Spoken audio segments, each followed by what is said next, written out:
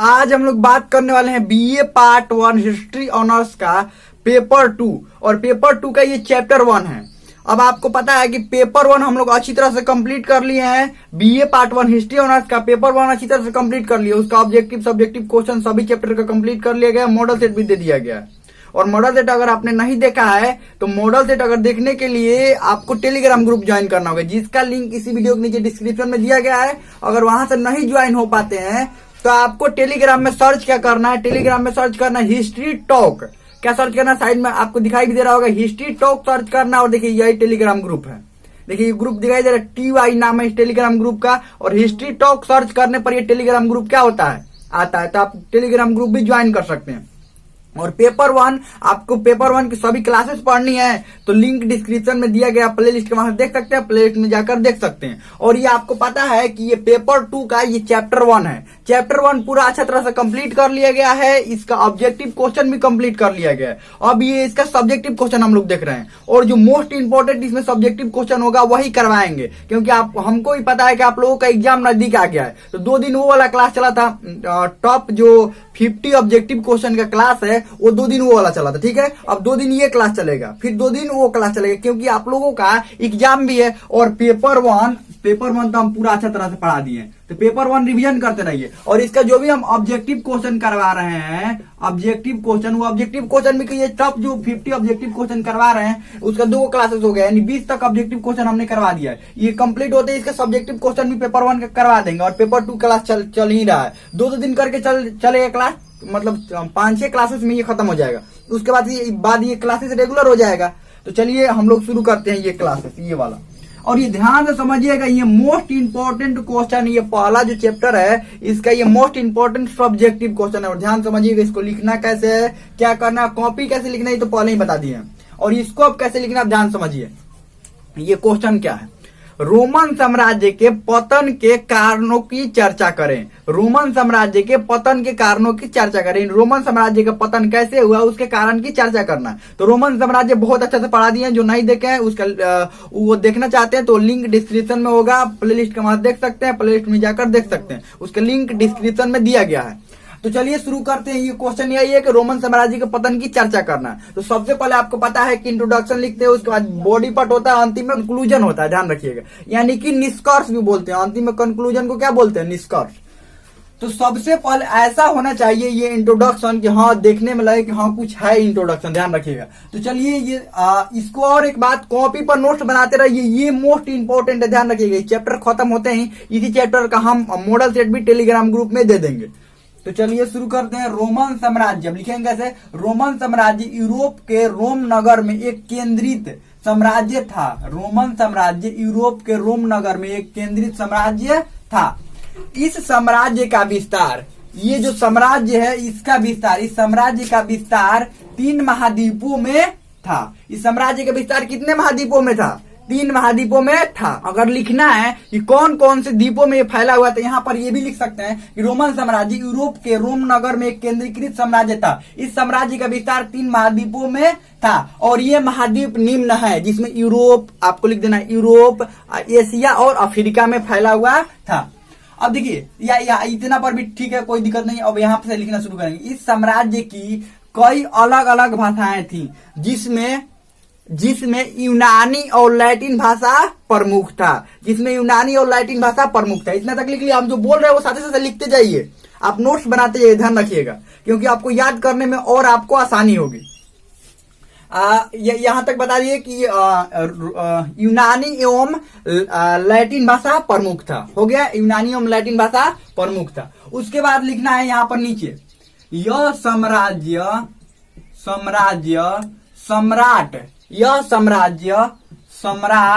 Julius Caesar के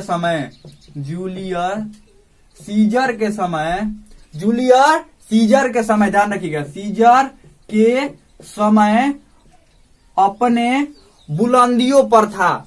Julius Caesar के समय अपने बुलंदियों पर था, लेकिन उसके बाद धीरे धीरे यह साम्राज्य नष्ट होने लगा और अंत में ये साम्राज्य पूरी तरह से नष्ट हो गया। यह साम्राज्य पूरी तरह से नष्ट हो गया, बस यह साम्राज्य पूरी तरह से नष्ट हो गया, खत्म। इतना तक यह साम्राज्य पूरी तरह से नष्ट हो गया, खत्म। उसके बाद एक लाइन छोड़ेंगे, ध्यान रखिएगा, बीच में जो लाइन होता है रेखा, पैराग्राफ आपको चेंज नहीं करना, ध्यान रखिएगा, पैराग्राफ और लाइन छोड़ने में अंतर होता है। बीच में जो लाइन होता है उसको छोड़कर और यहां से लिखेंगे अब रोमन साम्राज्य की स्थापना। आपको पता है कि इसका पतन लिख रहे हैं तो इसमें स्थापना पहले लिख देंगे कि स्थापना कैसे हुआ था। तो ये इतना लिखने के बाद यहाँ पर लिखेंगे रोमन साम्राज्य का स्थापना, अंडरलाइन करेंगे और अंडरलाइन करने के बाद यहाँ सब लिखना शुरू करेंगे। अब देखिए रोमन साम्राज्य की स्थापना कैसे हुई, अब यहां से लिखना शुरू करेंगे। रोमन साम्राज्य की स्थापना 753 ईसा पूर्व में रोमुलस द्वारा किया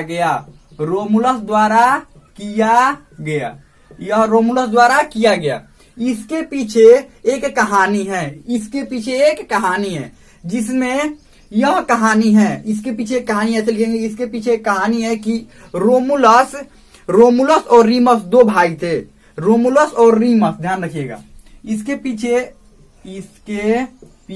ये सब लिखते जाएंगे, पीछे यह कहानी है कि रोमुलस और रीमस दो भाई थे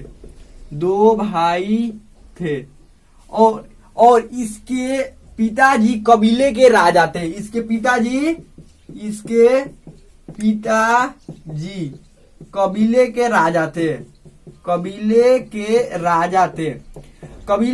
थे और राजा बनने के लालच में इसके चाचा ने इसके पिता की हत्या कर दी और इन दोनों को नदी में फेंकवा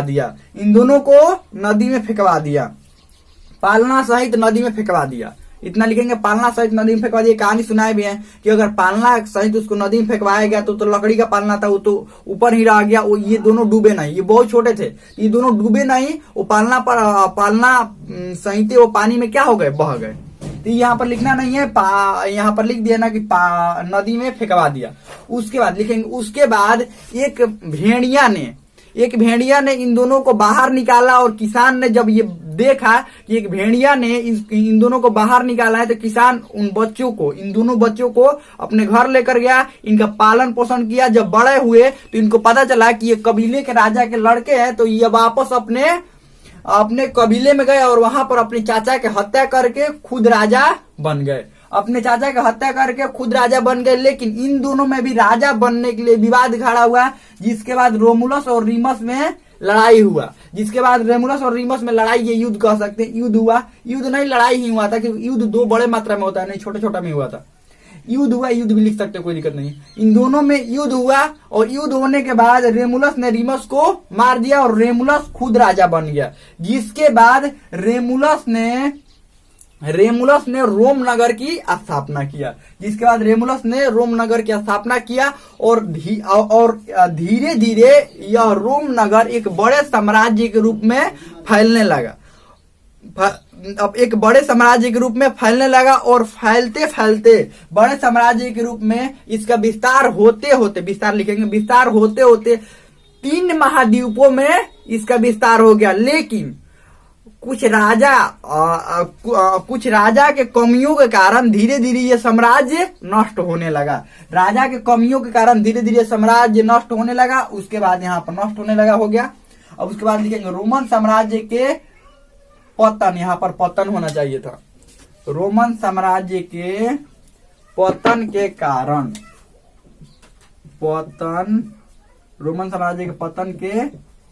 कारण, ठीक है। रोमन साम्राज्य के पतन के कारण लिखकर और इस आकृति ऐसे बनाएंगे, ध्यान रखिएगा। रोमन साम्राज्य का पतन लिख लिया ना, रोमन साम्राज्य का पतन लिखकर सबसे पहले लिखेंगे सम्राट का विलासिता जीवन। रोमन साम्राज्य के पतन के कारण में क्या था, सबसे पहले सम्राट के विलासिता जीवन। अब देखिए ऐसे आकृति आप बनाएंगे तो जो कॉपी चेक करने वाला होगा उसको देखकर ही अच्छा लगेगा, अच्छा ये बातों का वर्णन किया है। रोमन साम्राज्य के विलासिता जीवन, कृषकों की दयनीय स्थिति, सैनिक तंत्रवाद और विदेशी आक्रमण। जो कॉपी चेक करने वाले देखेगा यहीं पर देखकर समझ जाएगा कि ये किस चीज के बारे में आगे वर्णन किया है। तो उसको देखिए कॉपी चेक करने वालों को ऐसा होता है ना कि जितना कम समय में कॉपी उनका चेक हो जाए और अच्छी तरह से कॉपी चेक हो जाए। तो अब जब ऐसे आप अच्छा पॉइंट में लिखिएगा, ऐसे पॉइंट में लिख दीजिएगा पहले ही, तो उस कॉपी चेक करने वाला जो होगा वो पहले ही देख लेगा। जो एग्जामिनर होता है बस उसको देखिए किस किस बात पर ध्यान रखा है, मुख्य रूप से समझिए ध्यान रखता है किस पर, इस पर रखता है और अंतिम वाला पर। अगर बीच में कोई आकृति बनाया है या कोई मैप बनाया है तो ध्यान उस पर चला जाएगा। अगर ना बनाया है, ऐसे ही आप पैराग्राफ में लिखे हैं तो बीच में ध्यान नहीं जाता है। लेकिन हाँ, ऐसा बात नहीं है कि बीच में कुछ भी लिख देंगे तो काम चल जाएगा, बीच में कुछ भी लिखने से काम नहीं चलेगा, ये उसी के बारे में लिखना होगा। तो ये ऐसे आकृति बना लेंगे और 4 गो इसका पॉइंट लिख लेंगे और चारों के बारे में आप विस्तार से क्या करेंगे इधर, वर्णन करेंगे। चारों के बारे में क्या करना होता है, विस्तार से वर्णन करना होता है। तो चलिए वर्णन करना शुरू करते हैं। सबसे पहले लिखेंगे सम्राट का विलासिता जीवन, अंडरलाइन करेंगे और इसमें लिखना शुरू करेंगे। धीरे धीरे सम्राट का जीवन विलासिता पूर्ण होने लगा, क्योंकि रोमन साम्राज्य बहुत ही विस्तृत हो चुका था और काफी अधिक मात्रा में सम्राट के पास कर आने लगा था, जिसके कारण सम्राट और उसके आसपास के लोगों का जीवन विलासिता पूर्ण होने लगा था। यही रोमन साम्राज्य का पतन का सबसे बड़ा कारण बना, यानी कि सम्राट का विलासिता पूर्ण जीवन यही रोमन साम्राज्य का सबसे बड़ा पतन का कारण बना। ये लिख लिए, ठीक है। उसके बाद लिखे रोमन सम्राट जो थे अपने भोग की वस्तुएं या उपभोग की वस्तुएं विदेशों से मंगाने लगे, जिनके कारण इनकी जो आर्थिक स्थिति है धीरे धीरे कमजोर होने लगी और इनका मुद्रा भंडार कम होने लगा और इनकी जितनी भी मुद्राएं थी सब विदेशों में पहुंचने लगी। इनकी मुद्राएं कहां पर पहुंचने लगी, सब विदेशों में मुद्राएं पहुंचने लगी। यहाँ पर लिख लिए, विदेशों में इनकी मुद्राएं पहुंचने लगी और जो पैसा सैनिकों पर और हथियारों पर खर्च होना था वो पैसा राजा के जीवन पर खर्च होने लगा और राजा अपने लिए नए नए महल बनवाने लगा और राजा युद्ध करना बिल्कुल छोड़ दिए। राजा ने क्या किया, युद्ध करना बिल्कुल छोड़ दिया। इसके कारण राजा के साथ साथ सैनिक भी कमजोर होने लगे। ये लोग युद्ध लड़ना बिल्कुल छोड़ दिए, जिसके कारण राजा के साथ साथ सैनिक भी कमजोर होने लगे। इतना लिख लिए। यहाँ पर देखिए मिट गया है। इतना लिखने के बाद ये विलासिता जीवन में बस इतना ही कमजोर होने लगा और इनका विदेशी मुद्रा भंडार कम होने लगा, ये सब लिख लिए। अब उसके बाद लिखिए यहाँ पर इसको सेकंड वाला, कृषकों की दयनीय स्थिति, इसमें अंडरलाइन कीजिए और इसमें देखिए हम जितना लिखवा रहे हैं इतना ही इसमें नहीं लिखना और खुद से भी लिखना है कि सम्राट विलासिता जीवन जिएंगे तो राज्य में कौन कौन सा नुकसान होगा। राज्य में अशांति फैल जाएगा, क्यों, क्योंकि राज्य में पैसा की कमी होने लगेगा। ये सब इसमें आगे आपको लिखना है। देखिए हमारे पास समय कम रहता है, सिर्फ हम बताते हैं कि आपको ये लिखना है, उसके बाद उसमें और आप अधिक जोड़ सकते हैं। इसमें क्या है, कृषकों की दयनीय स्थिति, किसानों की स्थिति भी दयनीय होने लगी, क्योंकि कृषि पर किए जाने वाला खर्च राजा खुद अपने जीवन पर खर्च करने लगे और जो कृषक कृषि में लगे हुए थे और जो मजदूर कृषि में लगे हुए थे उन मजदूरों को कृषि से हटाकर राजा के महल और भवनों के निर्माण में लगाया जाने लगा, क्योंकि राजा ने युद्ध करना छोड़ दिया। जब युद्ध करना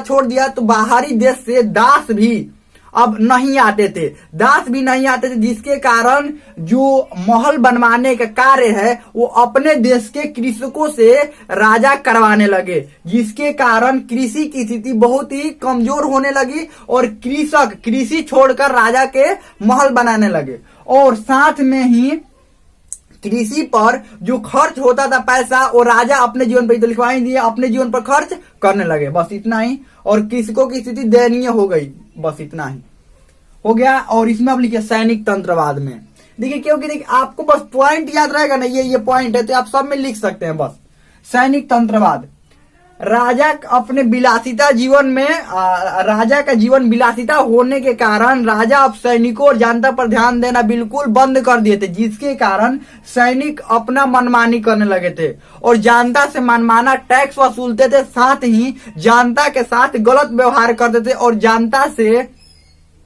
जनता को यहाँ पर सैनिक जनता पर अपनी स्थिति जमाने की अपने बातों को जबरदस्ती जनता पर थोपने की कोशिश करते थे, जिसके कारण सैनिकों और राजा के प्रति जनता के मन में द्वेष की भावना उत्पन्न होने लगी और धीरे धीरे विद्रोह शुरू हो गया। धीरे धीरे छोटे छोटे जगहों पर विद्रोह शुरू हो गया। बस इतना में। अब विदेशी आक्रमण, जब विदेशी आक्रमणकारियों ने ये देखा कि राजा अपने विलासिता जीवन में लगे हुए हैं और सैनिक भी युद्ध करना छोड़ दिए हैं, सभी लोग राजा और सैनिक कमजोर होने लगे हैं और आंतरिक इनके देश में आंतरिक विद्रोह की भावना भड़कने लगी है, तो विदेशी आक्रमणकारियों ने यही सही समय है आक्रमण करने की ये सोचा और विदेशी आक्रमणकारियों में बर्बर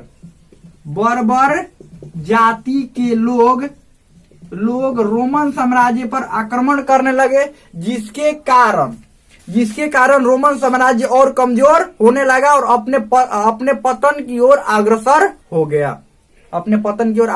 बस अब इसमें निष्कर्ष में लिखेंगे, शुरुआत में यहां पर क्या लिखेंगे, रोमन साम्राज्य के शुरुआत में बहुत ही योग्य शासक हुए, जिसके कारण रोमन साम्राज्य अपने ऊंचाइयों पर पहुंचा, लेकिन उसके बाद धीरे धीरे राजाओं के मनोबल में कमी होने लगी और राजा जो है वो विलासिता जीवन जीने लगे, जिसके कारण रोमन साम्राज्य का पतन होने लगा और देश की आर्थिक स्थिति भी खराब हो गई और विदेशी आक्रमणकारियों को आक्रमण करने का मौका मिल गया, जिसके कारण रोमन साम्राज्य का पतन हो गया। बस खत्म हो तो गया। देखिए अंतिम निष्कर्ष में यही वाला बात लिखना होता है जो बीच में लिखे हुए हैं। निष्कर्ष खत्म तो हो गया, बस इतना ही तो था। ये इसका ये सब्जेक्टिव क्वेश्चन जो सबसे महत्वपूर्ण है, इस चैप्टर का सबसे महत्वपूर्ण सब्जेक्टिव क्वेश्चन है ये, तो हमें लगता है बहुत अच्छा समझ में आ गया होगा। इसमें कोई भी डाउट हो, कोई भी क्वेश्चन हो, आप कमेंट में पूछ सकते हैं, हमें लगता है समझ में आ गया होगा।